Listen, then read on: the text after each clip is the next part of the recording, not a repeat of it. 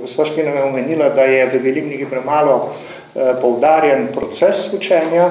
V srednji šoli se to še posebej lepo vidi, ko se predlaga 2 ravni mature pri vseh predmetih, medtem ko pa samo pri 2 oziroma 3 predmetih pa 2 ravni pri pouku, torej v 4-letnem izobraževanju oziroma celo manj kot 4-letnem izobraževanju, ampak o tem kasneje.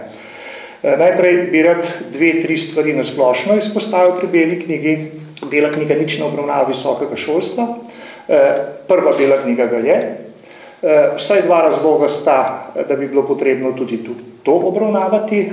Prvi je ta, da kar pogosto poslušamo iz fakultet visokega šolstva, da je znanje dijakov slabo in da dobijo slab, rekel grdo, material na fakultete. In drug razlog, visokošolski zakon o visokem šolstvu zapisuje oziroma zapiše, da je matura tista, ki selekcionira dijake v vpisu na fakultete, kjer jih je preveč. To je prva stvar, česar ta bela knjiga nima, pa bi lahko imela. Druga stvar, celotna bela knjiga, kot je bilo že rečeno, temelji na anketah med učitelji in ravnatelji. Jasno je, da bodo odgovori, tako kot so sestavljeni, vedno pozitivni. Recimo, če boš ti vprašal učitelje, ali ta zdajšnja matura prinaša, ali je ta zdajšnja matura v redu, jasno, da bodo vsi odgovorili da. Iz preprostega razloga, ker imajo te mature korist. Naloge so v maturitetnih polah že sestavljene in oni jih potem samo še malo priredijo in jih lahko pišejo kot kontrolne. Tretja stvar, pri načelih je zapisano takole: vzpostaviti je potrebno samostojnega, razmišljujočega, odgovornega posameznika, ki se opira na kakovostno pridobljeno znanje, kar pa vključuje avtonomijo učitelja. To je sicer zapisano na splošno, nič pa ni rečeno ali poudarjeno, da bi bilo učitelju, če hočemo, da bo avtonomen, čim manj predpisati od zgoraj. O tem nam govori sodobna pedagogika. Zelo zanimiv članek, mislim, da pred zadnji šolski razgledi prinaša članek neke učiteljice na 3/4 strani, ki pravi takole: namesto zakonov in pravilnikov nam dajte priporočila in načela, avtonomijo in odgovornost, ne pa nam predpisovati vsako podrobnost. Te 3 stvari na splošno v beli knjigi. Zdaj pa 3-4 konkretne stvari, ki se nam zdijo, da so nekatere dobre, nekatere slabe, nekatere pa po moji presoji tudi zlobirane.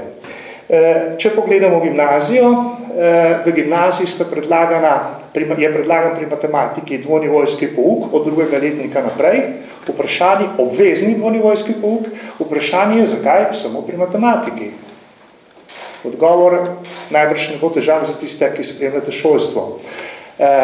Pri slovenščini in tujem jeziku pa od 3. letnika naprej, vendar pa, če se šola tako odloči. Kar sem že prej povedal, ta bela knjiga premalo poudarja proces, bolj pa poudarja rezultate. In to se vidi pri maturi, splošni maturi, kjer predlagajo pri vseh predmetih 2 ravni. In se sklicujejo, da bo to prineslo višje kakovost znanja. Višje kakovost znanja, če prinaša dvonivojsko višje kakovost znanja, bi lahko prinesla samo v konkretnem pouku v gimnaziji, ne pa na koncu pri maturi. Sicer je pa tako, da vsako leto beremo v poročilo o maturi, splošni maturi, tudi takole napisano: splošna matura spodbuja dijake, učitelje in šole k doseganju večje učinkovitosti pouka in učenja ter višje kakovosti znanja. Povratno splošna matura ustvarjalno vpliva na kakovost poučevanja in učenja v gimnaziji. To beremo približno 10 let. Zakaj je potem potrebno sploh spreminjati gimnazijo, če je pa kakovost že vsako leto povedana, jasno zapisana? Drugo področje, poklicno in strokovno izobraževanje. Tukaj se mi zdi, da je še največ takšnega pozitivnega, dobrega. Recimo odpravlja se PTI, se pravi 3+2. Vemo, da je v ta PTI v 3+2 so šli skoraj večinoma dijaki ko so končali 3-letno šolo, so šli torej naprej, pa ali je bil sposoben ali ni bil sposoben, tukaj so se ocene tudi podarjale. In sedaj je ta program torej ukinjen, bilo pa je treba nekje najti nadomestilo za 1 leto več šolanja. Našlo se je pa seveda v 4-letnem strokovnem izobraževanju, torej 3 leta se je podaljšalo na 4-letno. Kar je sicer dobro, izobraževanje se sicer podaljšuje, vprašanje pa je, če se ne bodo zdaj, tako kot se prej pri PTI, pojavljali novi pritiski na učitelja, strani staršev in dijakov, da je potrebno ocene dati takšne, da bo lahko v 3. letniku, ko se mora odločiti, ali bo šel v bolj splošno smer ali bolj praktično smer, da se bodo te ocene izsilile, da bo lahko potem šel v tisto splošnejšo, ki pelje k poklicni maturi. Se pravi, 3-letna pelje potem v 4. letniku k poklicni maturi. Ne čisto, ampak vendarle. To je treba poudariti tudi zato, ker je na tiskovni konferenci dr. Krek v novi beli knjigi dejal tudi takole: pogoj za kakovostno šolo so učitelji, ki ne popuščajo v svojih visokih zahtevah. Kje so varovalke, da učitelji ne bodo popuščali? Nekdo mora te varovalke jasno, sistemsko zapisati. Sicer bo prišlo tudi do tega. Matura splošna, poklicna, uvaja se eksterno za celotno, oziroma predlaga se eksterno za celotni strokovni del mature, kar je po moje skregano zopet z avtonomijo učitelja, zopet mu bo nekdo eksterno predpisal od zgoraj in bo učitelj samo izvajalec pri vseh predmetih, tudi pri poklicni maturi, ne samo pri splošni. Tretja stvar, zasebno šolstvo. Tisti, ki ste pogledali notri, ste videli, da bi lahko zapisali oziroma povedane ostale takšno, kot je, čeprav ga je pri nas samo 1,5%. Če bi bili pošteni, bi zapisali: spodbujamo zasebno šolstvo, ker prinaša in to dodano vrednost. Notri pa navajajo naslednje podatke. V Nemčiji ga je 6,8%, Estoniji 2,4%, Franciji 21,2%, Nizozemski 76,4%, Avstriji 8,1% in Finska 6,7%. Torej povsod bistveno več kot pri nas, in pri nas pa ne ostane pač tako, kot je, tudi tisto diskriminatorno financiranje 85 in 100%.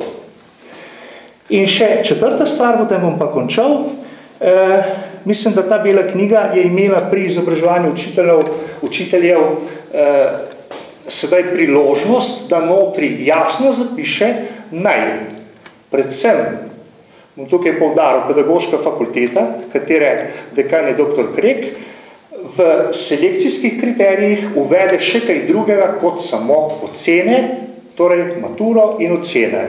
Recimo, tako kot imajo to na finskem intervju, zgledujemo se po finski zelo pogosto, in pri Fincih je ta podatek zanimivo tudi not napisan, je za poučevanje na primarni stopni sprejetih le 15% kandidatov, ki se prijavijo za učitelja.